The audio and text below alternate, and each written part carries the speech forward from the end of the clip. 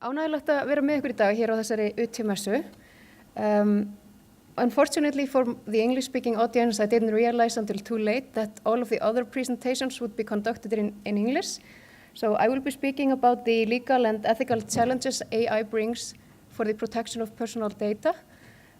Hopefully you will be able to follow the big picture from the pictures I'll be showing on the slides.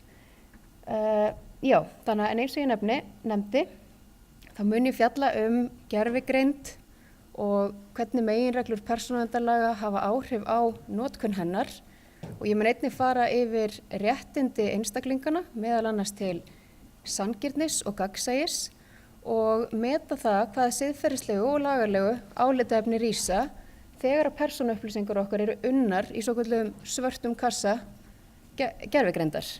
Síðan mun ég aðeins tæpa á því hvort að þörf sé á að setja sérstakar siðareglur samskipti manna og véla.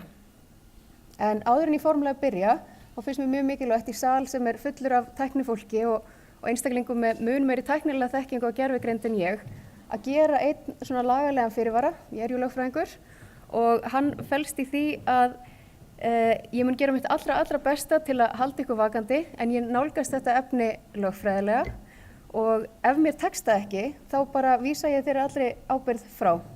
En við verðum bara að vona það besta hvað þetta varðar. Nú, gervigreind hefur svo sannarlega náð fótfestu í samfélaginu okkar í dag og hún notuð víða, bæði með vitunda einstaklinga en oft án vitundar þeirra líka.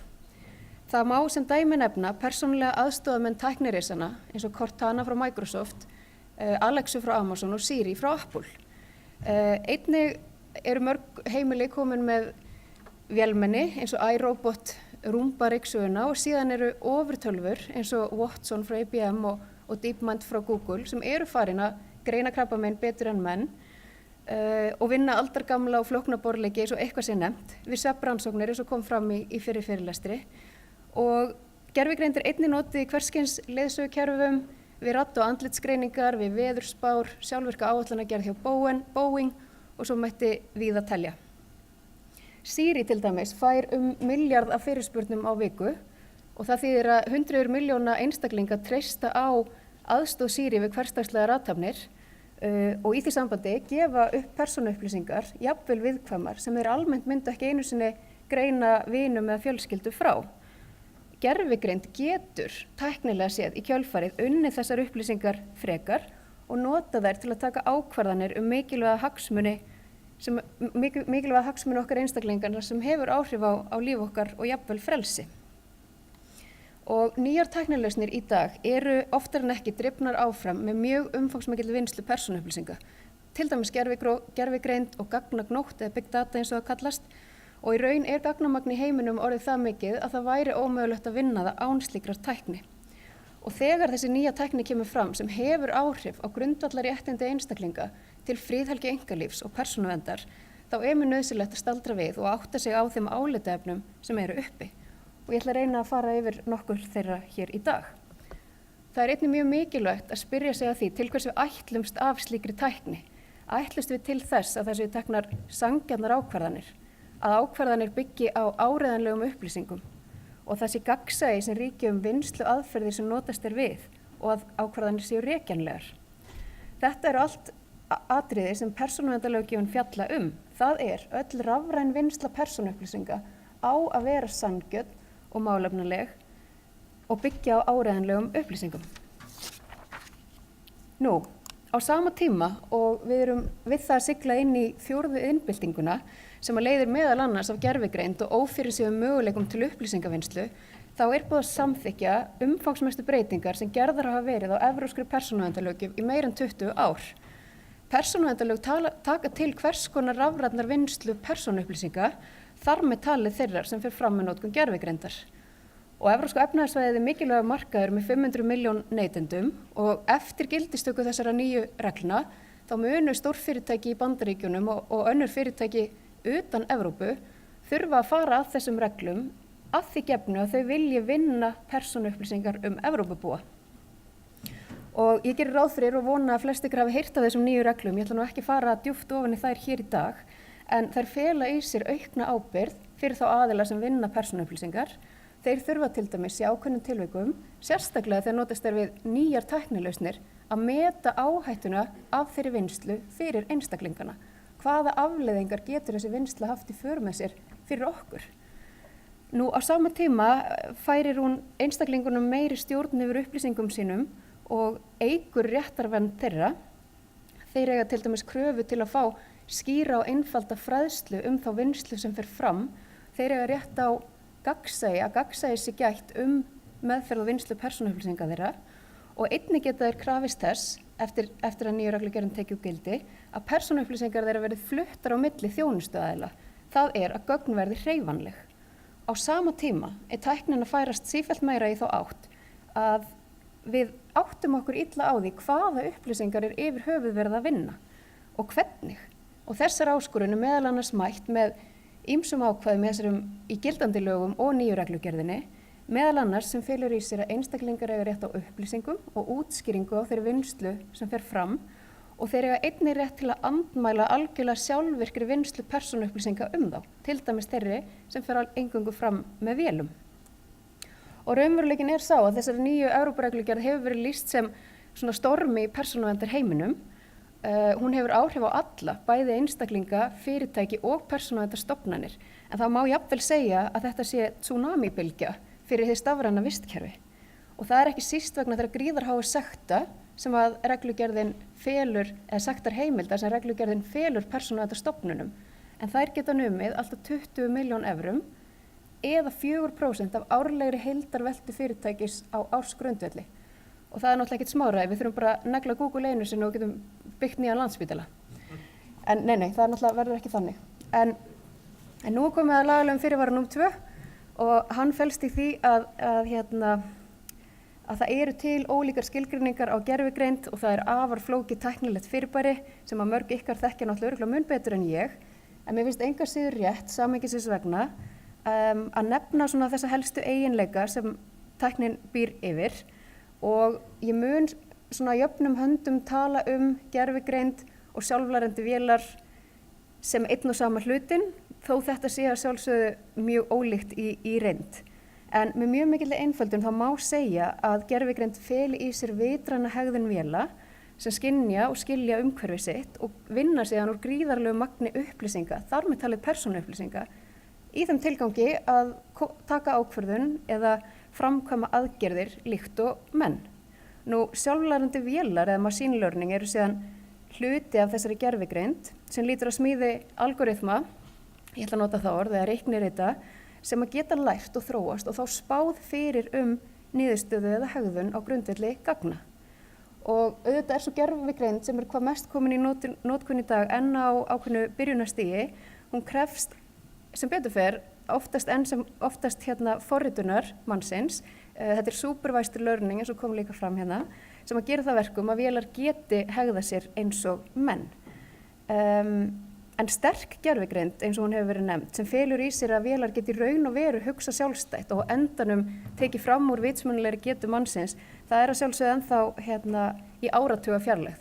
Og ég getum þá öll hugsað til Skynets úr Terminator-myndunum og bara þakkað fyrir prísa okkur sæla að þessi ekki alveg komið þangað. En það eins og sömu álitaefni sem rísa og þau verða sjálfsögðu mun flóknari og umfangsmeiri eftir því sem að þessi gervigreindartækni heldur áfram að þróast. En evrópsk persónuverndarlöggjöf mikilvæg fyrir alla sem vinna persónuupplýsingar rafrænt eins og ég kom inn á áðan og gervigreind ásamt sjálflærandi vélum skipta sífellt meira máli fyrir persónuverndarstofnanir enda byggist tæknin á vinnslu ótrúlegs magns upplýsinga.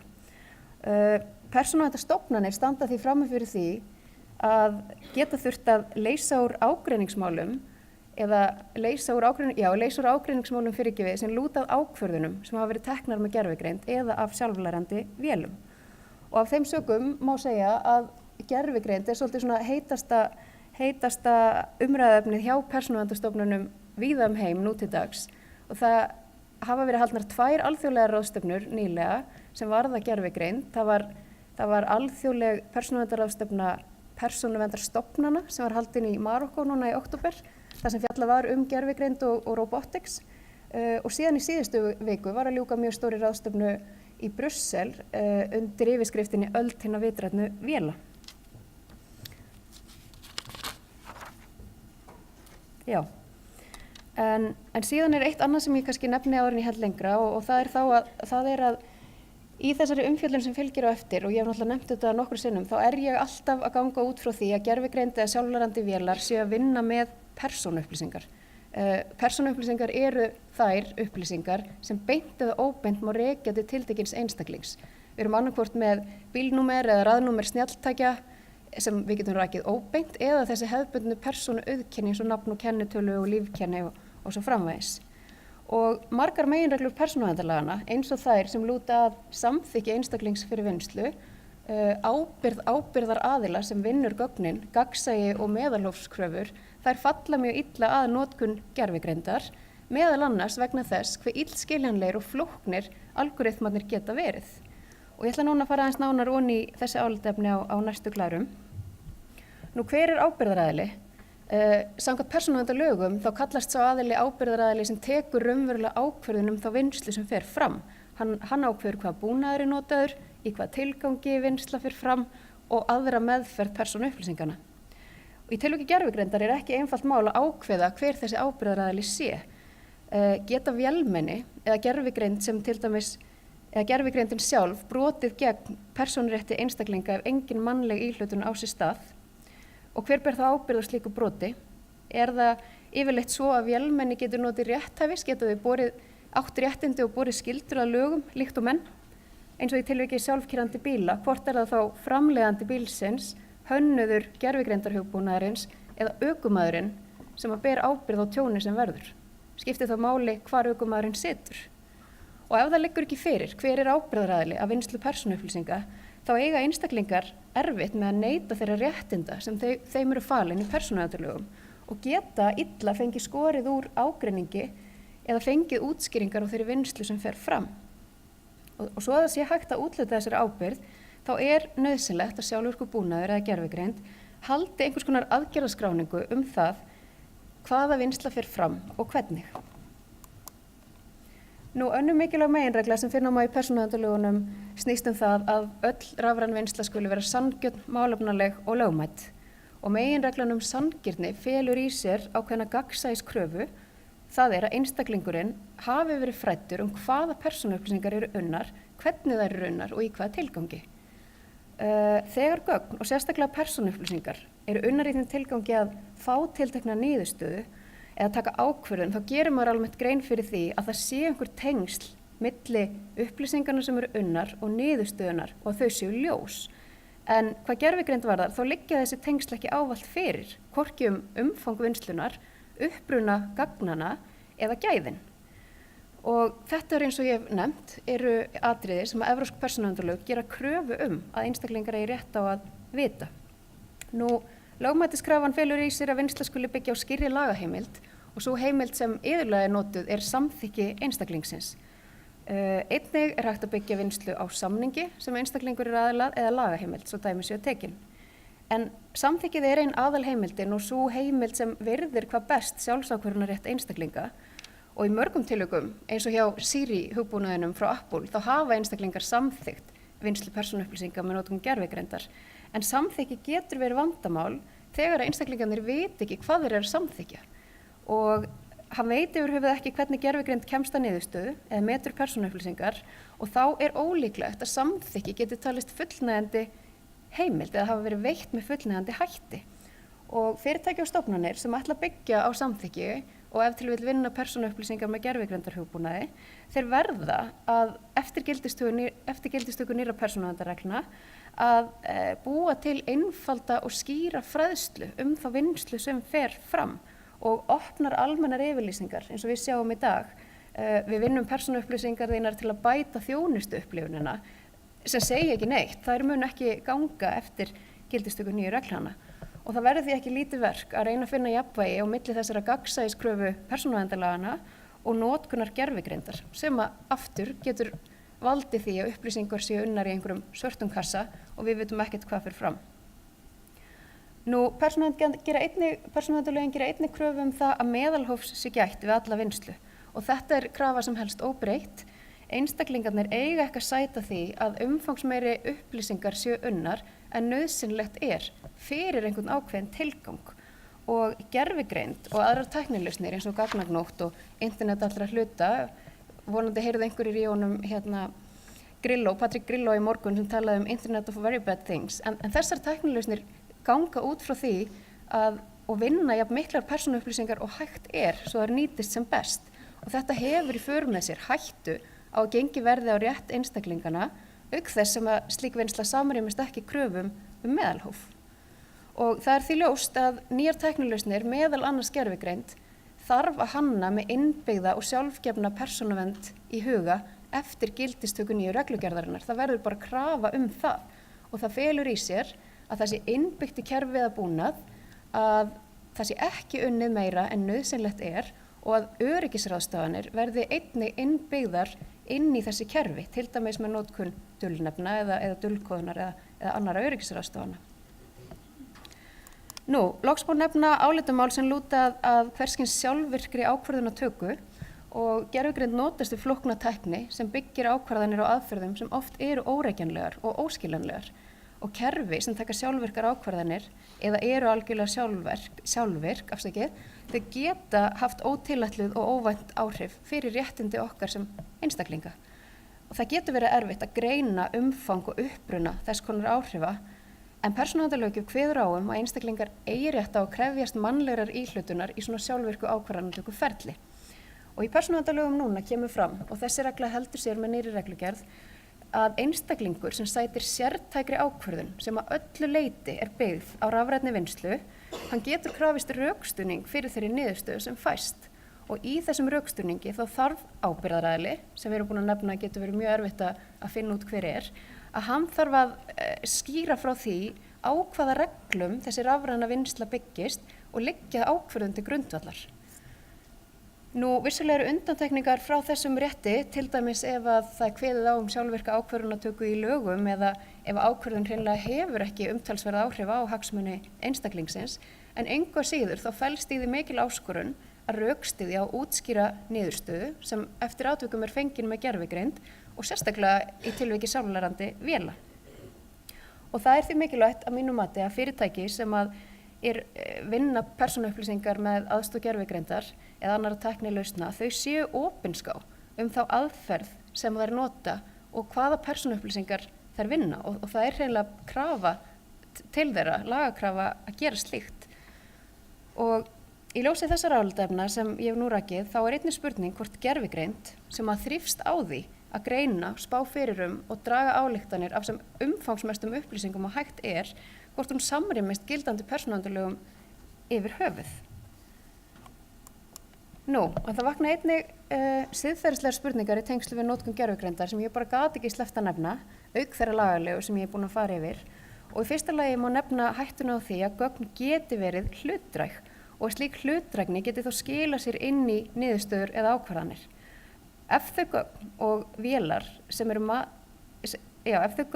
vélarnar eru mataðar á innihalda upplýsingar sem eru hlutdrægar í upphafi, þá líklegt að sú hlutdrægni skili sér í þessar niðurstöður eða jafnvel festi í sessi ákveðna mismunun eða fordóma.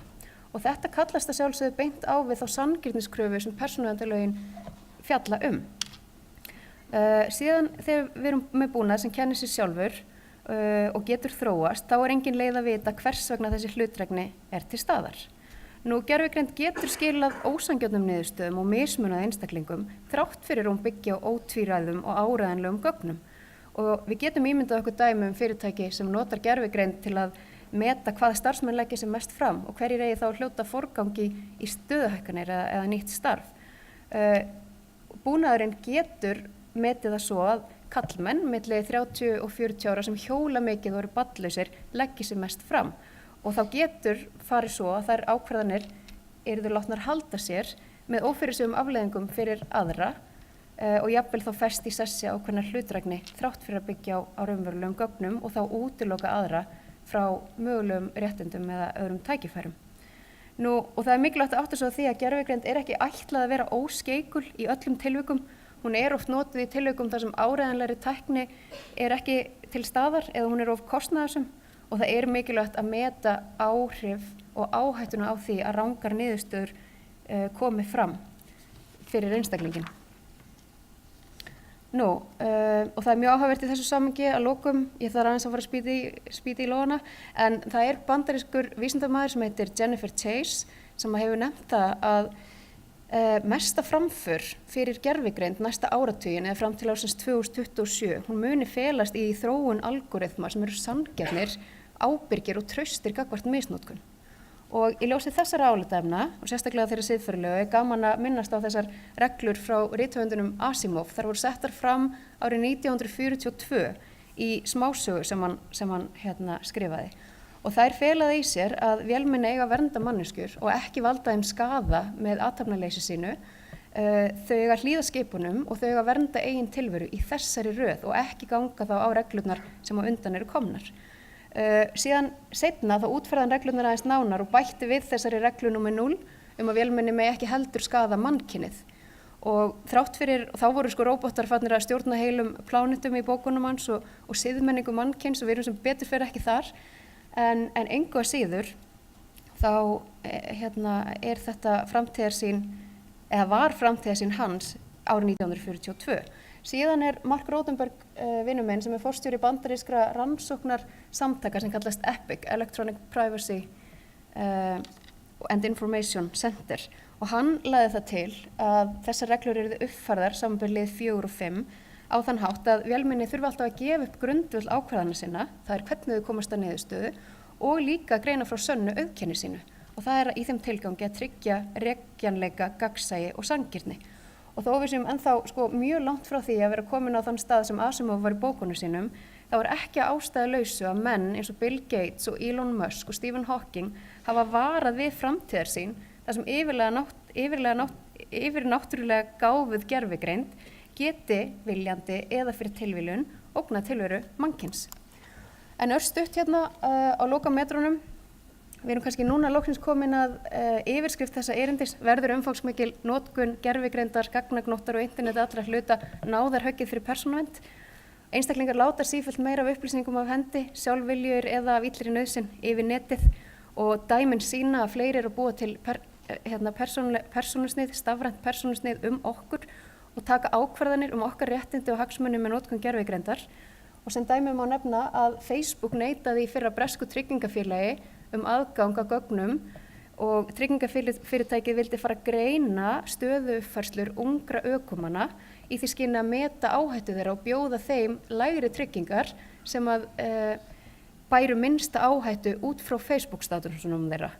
Og án þess að ég ætla að leggja tryggingafyrirtæki í einelti þá eru þau bara mjög nýjungagjörn í þessum efnum og það dæmi annað tryggingafélag sem ætlaði að byggja tryggingar áhættu á Twitter-státusum og það hversu mörg upphrópunarmerki einstaklingur notar í slíkum státusum.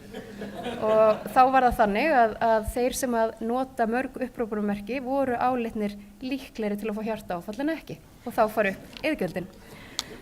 En miklu valdi fylgir mikil ábyrgð. Það að sjálfsögðu gríðarlega mikil tækifæri fólkin í notkun gervigreindar og það hægt að nota þessi tækifæri til góðs eða ills og við getum ekki látið að mínum mati tæknin að stjórna gildismati okkar. Fylgni við lög og reglur er mjög mikilvæg en það samt ekki nóg. Það þarf að huga að þessum siðferðislegu vandamálum líka og meta þá hvaða áhrif gervigreind hefur hreinlega á mannlega reisn og réttindi einstaklingana. En þessi álitamál ekki óyfirstíganleg.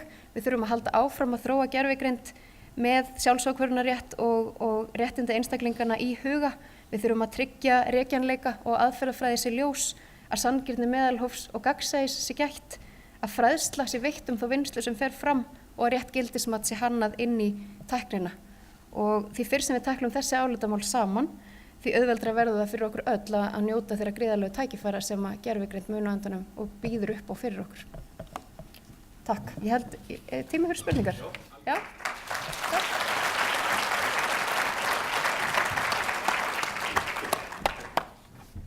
Já, þetta gríðarlega áhugavert að heyra þessa hlið á þessum áhugaverða málaflokki. En ekki einhverjar spurningar úr sal til Ölmu? Ok, ég með eina spurningu. Það er svona fyrirtæki eins og Google og Facebook, þau náttúrulega byggja sitt viðskiptamódel á upplýsingum og maður heyrir það, þetta eru ansi ansi stórar breytingar fyrir persónuvernd sem eru að koma í Evrópu. Telur þú, hefur spáðið það hvort að verði munur á þjónustu þessara fyrirtækja og kannski bara líka áhuga að byggja upp þjónustur milli til dæmis Evrópu og annara landa? Já, algjörlega. Ég held að það sem verður mesta breytingin fyrir þessi fyrirtæki lítur að fræðslunni sem við veita. 86 blaðsíðna notendaskilmálar munu bara ekki fljúga eftir að nýja reglugerðin tekur gildi. Og Evrópa gríðarlega stór markaður eins og ég nefndi. Mörg fyrirtæki og langflest eru náttúrulega bara komin í alþjóðlega starfsemi og viljiði taka þátt í þessum og ná til þessa evrópska markaðar, þá bara verða þau að huga að þeim Evrópureglum sem gilda og munu væntanlega taka gildi 2018, af því þá áætluð gildistakan fyrir þessar nýju reglur. En hvort að vinnslan sjálf og starfsemin munu breytast, ég held að það þurfi ekki endilega að vera, en það þarf algjörlega að tryggja fræðsluna og gagnsæði betur. Já, hér er spurning.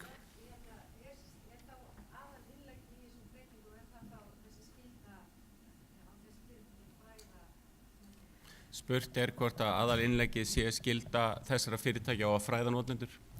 Það ein skylda, það ekki aðalskyldan. Það eru nýja reglugerðin festir í sessi og skýrir betur margar af þeim meginreglum sem gilda í dag. Það skylda á fyrirtækjum í dag að veita fræðslu og vinna með áreiðanlegar upplýsingar eins og ég nefndi. En það verða að færa einstaklingunum miklu betri stjórn á persónuupplýsingunum sínum. Þú átt að hafa eitthvað það að segja í langflestum tilvikum hvaða upplýsingar eru unnar, hvernig og af hverjum. Ein spurning hér, já.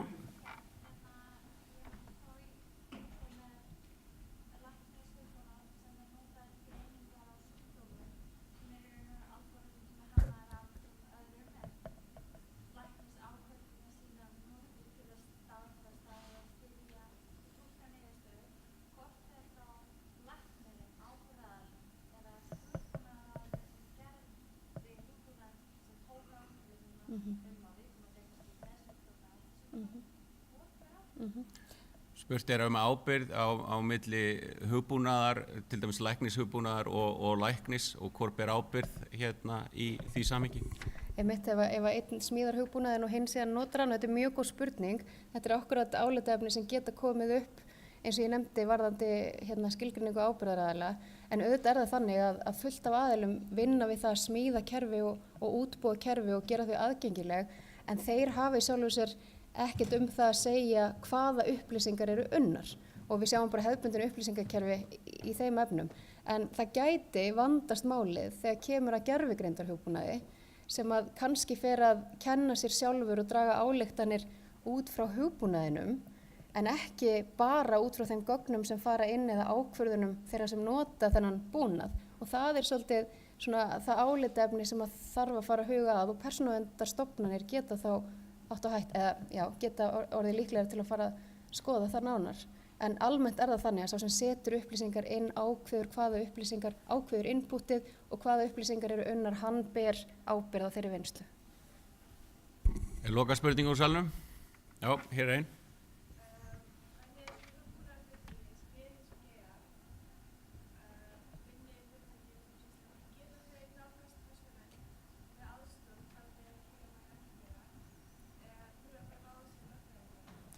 Spurt lítil hugbúnaðarfyrirtæki hvort þau geti nálgast persónuvernd og fengi ráðgjöf en þurfi ekki og varðandi lítil fyrirtæki sem kannski hafa ekki bólmagn í að ráða sér lögfræðinga til að finna út úr þessum málum. Að sjálfsögðu geta allir leitað til persónuverndar og á persónuvernd hvílir leiðbeiningarskylda, til dæmis að leiðbeina þeim sem að ráðgera að vinna með persónuupplýsingar eða smíða kerfi fyrir þann búnað. En engu að síður þetta svona almenn leiðbeining og við þurfum náttúrulega að gæta okkar hlutleysi og verða ekki vanhæf síðar, þannig að það þarf að draga ákveðna línu þegar kemur að þessari leiðbeiningarskyldu og við finnum mikið fyrir því núna út af þessari nýju Evrópureglugerð að fyrirtækin standa svolítið svona, þetta svolítið óljóst hvað að fara að koma og hvað við þurfum að gera og margir vilja fá mjög nákvæma ráðleggingar. En það sjálfsagt mál að leita til okkar og senda okkur tölvupóst. Við getum farið yfir notendaskilmála eða dröga reglum og veitt svona álit á því, þannig að það sjálfsagt, já. Því miður ekki meiri tíma fyrir spurningar en þið getið sviðið á Ölmu hérna á UTMS-inu gerir ráð fyrir. En við byrjum aftur 11:20 þannig að þökkum Ölmu Tryggvadóttur kærlega fyrir.